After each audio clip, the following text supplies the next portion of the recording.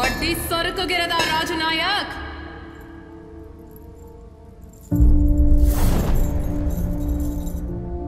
இது நீ எனக்கு கற்றுக் கொடுத்த வித்தைதான்.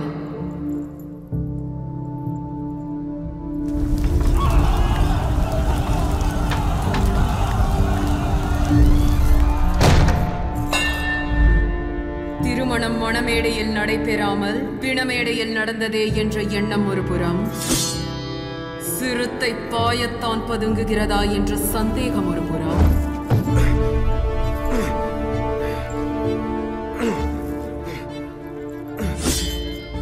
எங்கிருந்து எதை எடுத்து நம்மை கொல்வாள் என்ற கவனம் ஒரு புறம், எதிரே உலகின் மொத்த அழகின் உருவமாக இருக்கும் இவளை அடைந்தே தீர வேண்டும் என்ற விரகதாபம் ஒரு புறம், இத்தனை சிதறலுக்கு மத்தியில் இன்று வரை செயற்கை சுகந்தம் தீண்டாத என் கூந்தலில் ஆலகால விஷத்தை படரவிட்டதை கவனிக்க தவறிவிட்டாய்.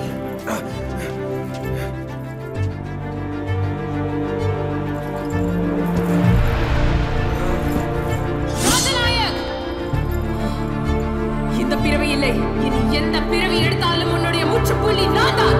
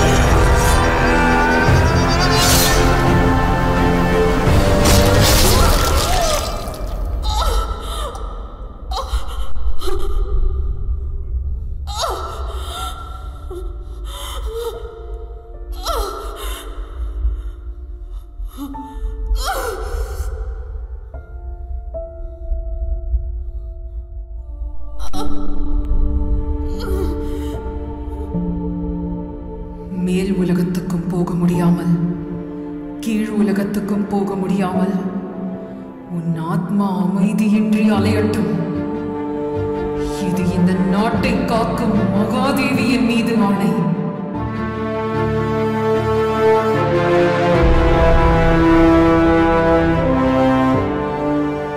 வாழும் காலத்திலேயே வெறிகொண்ட பேய் போல வாழ்ந்தவன் தற்போது ரத்ன மகாதேவியின் சாபத்தினால் உக்கிரம் கொண்ட பெரும் பைசாசமாகவே உருக்கொண்டான்.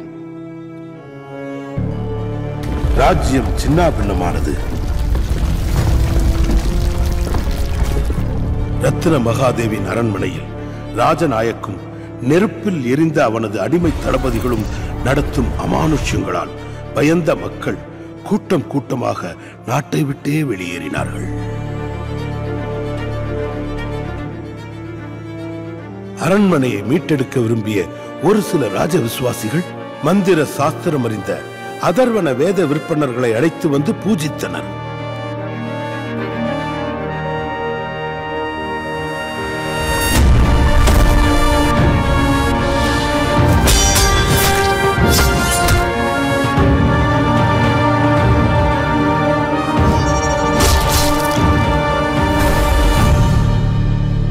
ராஜநாயக் அடைந்த சாபம் பிரம்மஹத்தி தோஷத்தை விட வலிமையானது.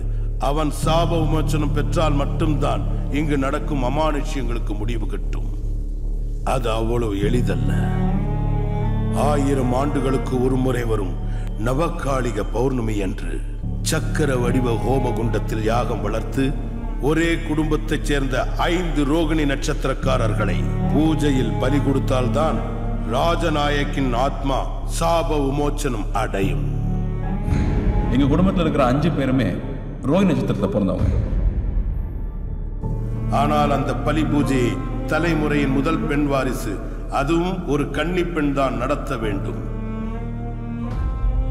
உங்க வீட்டுக்கு பேய் வரலாம், ஓகே, ஆனா எங்க வீட்டுக்கு அதுக்கு வரணும்? இத்தனையும் செய்து பூஜை நடந்தாலும் ஒரு விசித்திர சிக்கல் உண்டு. இந்த பலி பூஜை மூலம் சாப விமோச்சனம் பெற்று விடுதலை அடையும் ராஜநாயக்கின் ஆத்மா தன் அடங்காத உக்கிர சக்தியை எப்படி பயன்படுத்தும் என்பதை அவனது ஆத்மாவை தவிர வேறு எவராலும் கணிக்க முடியாது. வேறு வழி இல்லையா? தலைநகரை வேறு இடத்திற்கு மாற்றி ராஜ்யத்தை ஆண்டுவார்கள். ராஜநாயக்கும் நெருப்பில் எரிந்த அவனது அடிமை தளபதிகளும் நவகாளிக பௌர்ணமிக்காக காத்திருக்க கூடும்.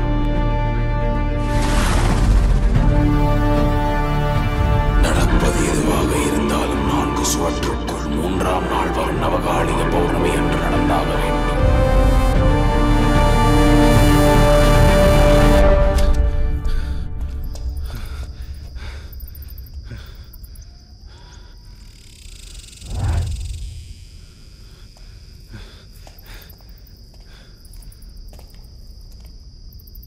ஏய், கண்டதையும் எடுத்துக்கிட்டு.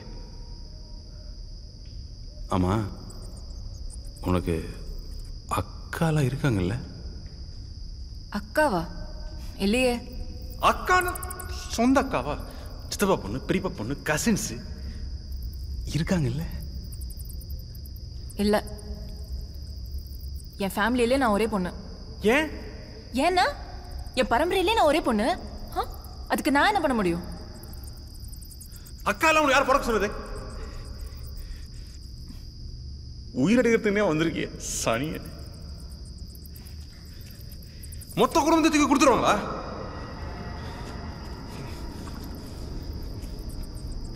ஏன் மந்திரிச்சு விட்ட மாதிரியே போறான்? என்னப்பா சொல்ற? அவன் உலகமாக இல்லைப்பா. நாம லைட்டுக்கு அனுப்பவன அவன் தூக்கிட்டு வரல, நம்மளை லைட்டுக்கு அனுப்ப தான் தூக்கிட்டு வந்திருக்கான். அவன் சாப விமோச்சனம் பெற்று வெளியே வரணும்னா ஒரே குடும்பத்தை சேர்ந்த ரோஹிணி நட்சத்திரத்தில் பிறந்த 5 பேரை அவன் பலி கொடுக்கணும். யாவனி ஒன்றும் ஆர்வக்குழலாம் இங்கே வரலப்பா. அவன் தான் தூக்கிட்டு வந்திருக்கான். அவன் தான் நம்மளை பலி கொடுக்க போறான்.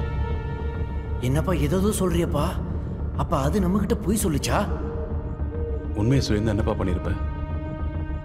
நெஞ்சு வெடிச்சு செத்துருப்பேன்ப்பா நானு. அதான் சொல்லலை.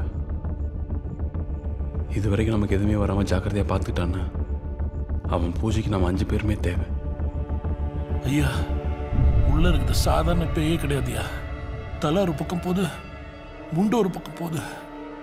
உள்ள யார் போனாலும் அடிச்சு விரட்டுதியா. ஆனா காஷ்மீரை மட்டும் உள்ள வச்சிருக்கேன்னா வேற என்னமோ நடக்குதியா. நவகாளிக பௌர்ணமி, ரத்னமகாதேவி, சாபங்கள் மறைந்து போகும் இந்த நவகாளிகை பௌர்ணமியில் 5 ரோகிணி நட்சத்திர மானிடர்கள் பலியாகும் பொழுது மீண்டும் உயிர் தெழுவான் இந்த ராஜ்நாயக். எங்கடா போற? மேட்டுக்குள்ள பேய் பங்களாவா குண்டு வச்சு வெடிக்க போறாங்களாம். ஊரே அதை பார்க்க தான் போயிட்டு இருக்கு.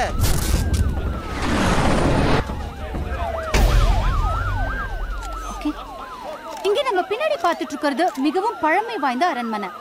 இத வெறும் அரண்மனைன்னு சொல்றதை விட மேட்டுக்குளம் பேய் வீடுன்னு சொன்னா இங்க மிக மிக பிரபலம். இந்த பேய் வீட்டை இன்னைக்கு குண்டு வச்சு தகர்க்க போறாங்க.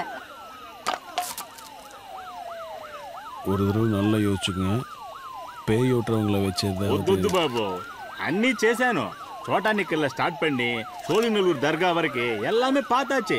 ஏமி பிரயோஜனம் இல்ல. பிளாஸ்ட் பண்ணி எல்லாம் முடிச்சிடுங்க.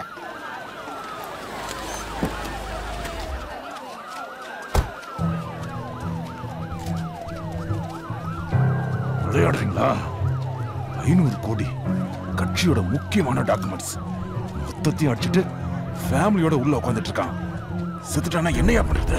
சார், பப்ளிக் இருக்கு சார், மொத்த மீடியாவும் இங்கே தான் சார் இருக்கு. தயவு செஞ்சு எந்த பிரச்சனையும் வேணாம் சார். உள்ள இருக்க 1000 குண்டு சமம் சார். கண்ணால பார்த்தா நான் சொல்றேன், இந்த குண்டெல்லாம் அவன் ஒன்றும் பண்ணாது.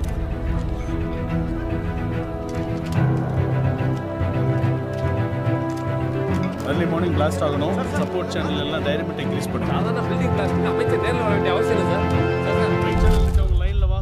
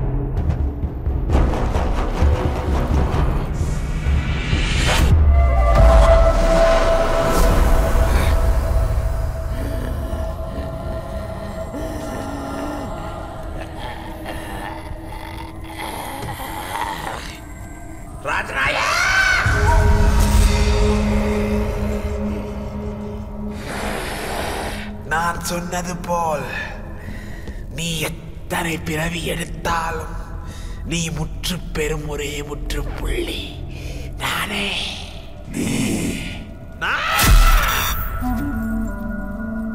என்னை விரும்பிய ஒரே காரணத்திற்காக அந்த அர்ஜுனனை கொன்றதற்கு சாட்சியானவள், உன்னை நம்பிய என் தந்தையின் மரணத்திற்கு காரணமானவள், ஏதும் அறிய அந்த பச்சிளப்பாளகனின் உயிர் பிரிந்தாதே கணத்தில் பிணமான இதெல்லாம் உன்னை கொன்று முக்காலமானவள்.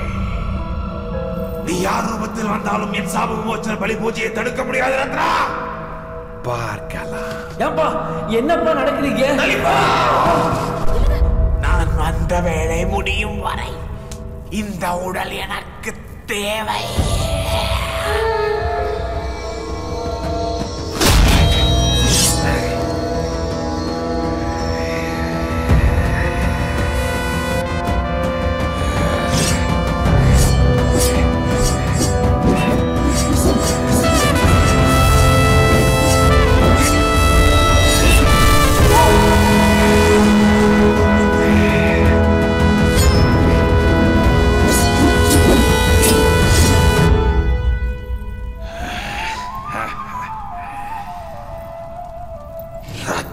சும்புவது கூட இடது கையால் தான்.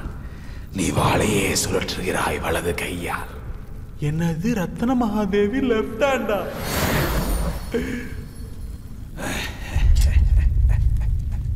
அவ்வளவு பெர்ஃபார்மன்ஸை போட்டு கடைசியில் ராங்கா ரைட்டில் பிடிச்சிட்டியடா.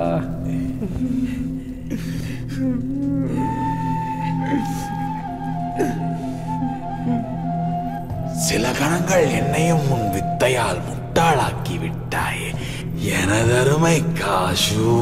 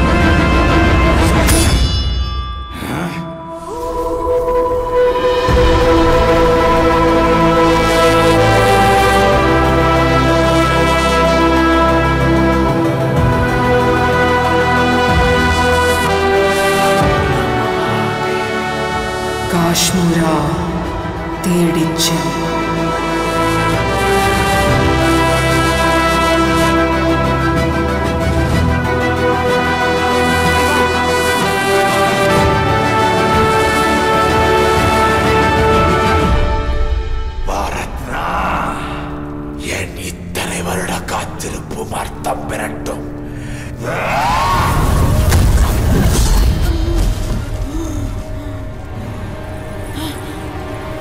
வா வா வா வா சீக்கிரம்